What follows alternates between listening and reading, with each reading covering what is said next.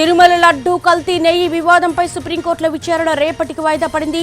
శుక్రవారం ఉదయం 10:30కు విచారణ జరుపుతామని ధర్మాసనం తెలిపింది. సిట్ విచారణ సరిపోతుందా లేక స్వతంత్ర సంస్థతో విచారణ జరిపించాలా అన్నది శుక్రవారమే తేలనుంది. గత విచారణ సమయంలో సొలిసిటర్ జనరల్ అభిప్రాయం కోరింది సుప్రీం. ఈ రోజు మధ్యాహ్నం విచారణ జరగాల్సింది. అయితే సొలిసిటర్ జనరల్ తుషార్ మెహతా తన అభిప్రాయం చెప్పడానికి సమయం కోరారు. దీంతో విచారణను శుక్రవారం ఉదయం జరుపుతామని కోర్టు తెలిపింది.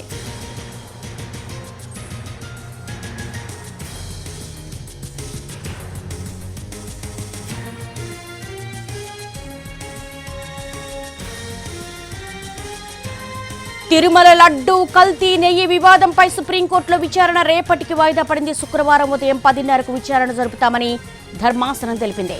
సిట్ విచారణ సరిపోతుందా లేక స్వతంత్ర సంస్థతో విచారణ జరిపించాలా అన్నది శుక్రవారమే తేలనుంది. గత విచారణ సమయంలో సోలిసిటర్ జనరల్ అభిప్రాయం కోరింది సుప్రీం.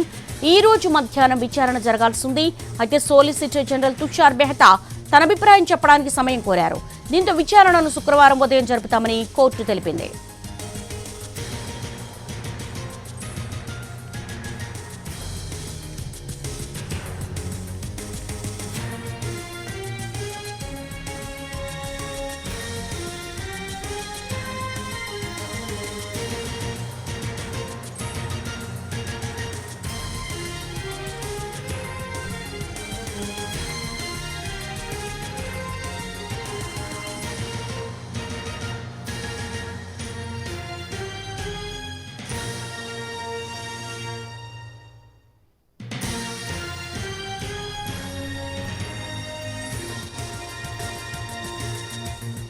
తిరుపతి వివాదం పైన ఏదైతే కల్తీ నెయ్యి దాంతోపాటు లడ్డు ప్రసాదానికి సంబంధించినటువంటి కల్తీ జరిగిందనేటువంటి అంశం పైన ఇప్పటికే సుప్రీంకోర్టులో విచారణ జరగాల్సి ఉండే. అయితే ఈ విచారణను రేపు ఉదయం 10:30 గంటలకు వాయిదా వేయడం జరిగింది. సో ఈ విచారణ సందర్భంగా టీటీడీ నుంచి గత సమయంలోనే ప్రత్యేకంగా ఈ కల్తీ నెయ్యికి సంబంధించినటువంటి విషయంలో సెకండ్ ఒపీనియన్కు వెళ్ళలేదు. దాంతోపాటు ముందే ఎందుకు విరుద్ధమైనటువంటి ప్రకటనలు ఈవో కావచ్చు ముఖ్యమంత్రి కావచ్చు విరుద్ధమైనటువంటి ప్రకటనలు చేశారని అన్నారు. సో మనతో మాట్లాడేందుకు అడ్వకేట్ ఏదైతే హైకోర్టు అడ్వకేట్ చంద్రశేఖర్ ఉన్నారు. సో చంద్రశేఖర్ అడిగి తెలుసుకుందాం. చెప్పండి, అంటే రెస్పాండెంట్ కౌన్సిల్ తరఫున కూడా అడగడం జరిగిందండి. సిద్ధార్థ్ లూద్రా గారు కూడా డైరెక్ట్ గా వచ్చి పార్టిసిపేట్ చేయడం జరిగింది. అది కాకుండా ఇవాళ సుబ్రహ్మణ్య స్వామి గారు కూడా వచ్చాక అయితే సుబ్రహ్మణ్య స్వామి గారు మీరు నేను రాలేదు కదా అని పిటిషనర్ తరఫున మీరు ఎవరి నుంచి అంటే నేను పిటిషనర్ తరఫున నేను వస్తున్నాను సుబ్రహ్మణ్య స్వామి గారు కూడా మాట్లాడడం జరిగింది.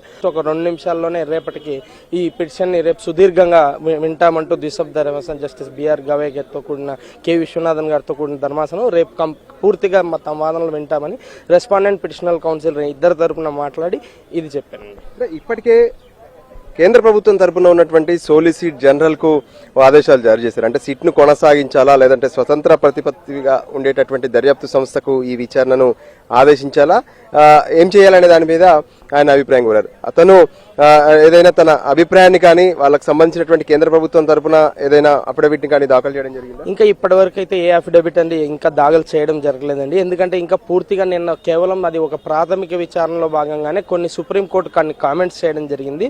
మీరు ఒక ఉన్నతమైన when you are at high constitutional when you are holding such high constitutional positions why you could go to the press when you have a mind when you have already decided to make a SIT అనేసి నిన్న అలాంటి వాక్యాలు కానీ at least god should be kept away from the politics అని justice K Viswanathan garu అభిప్రాయపడడం అది కొంతవరకు సుదీర్ఘంగా లైక్ ఒక చర్చనైతే తీవ్రమైన చర్చ మనం ముఖ్యంగా తెలుగు ప్రజల్లో తీసుకొచ్చిందండి. కానీ దీన్ని మనం ఓన్లీ ఒక ప్రాథమికంగానే చూడాలి.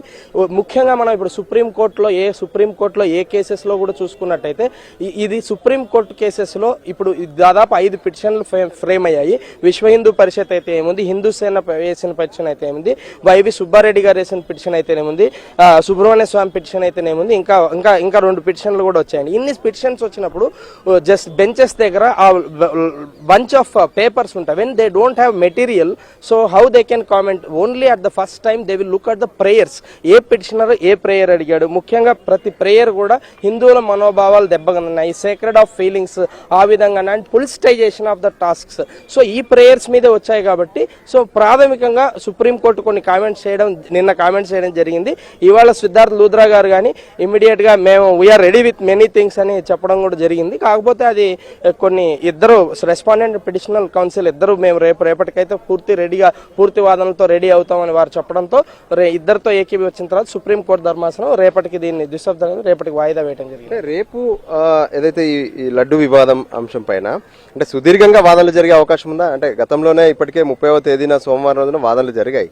సో తుషార్ మెహతాను తన అభిప్రాయాన్ని కూడా అడిగారు సోలిసిటర్ జనరల్. అంటే మళ్ళీ వాదనలు మొదటి నుంచి జరిగే అవకాశం ఉందా? నిన్న కూడా పూర్తి వాదనలు అంటే ఏం అంత పెద్దగా వాదనలు అంటే ఇంకా యాక్చువల్ గా ఒక కేసు వచ్చేసి పిటిషనర్ ఉంటారు. పిటిషనర్ వేసిన తర్వాత డెఫినెట్ గా రెస్పాండెంట్ సైడ్ కూడా పూర్తి కౌంటర్స్ వేయాలి ఉంటుంది.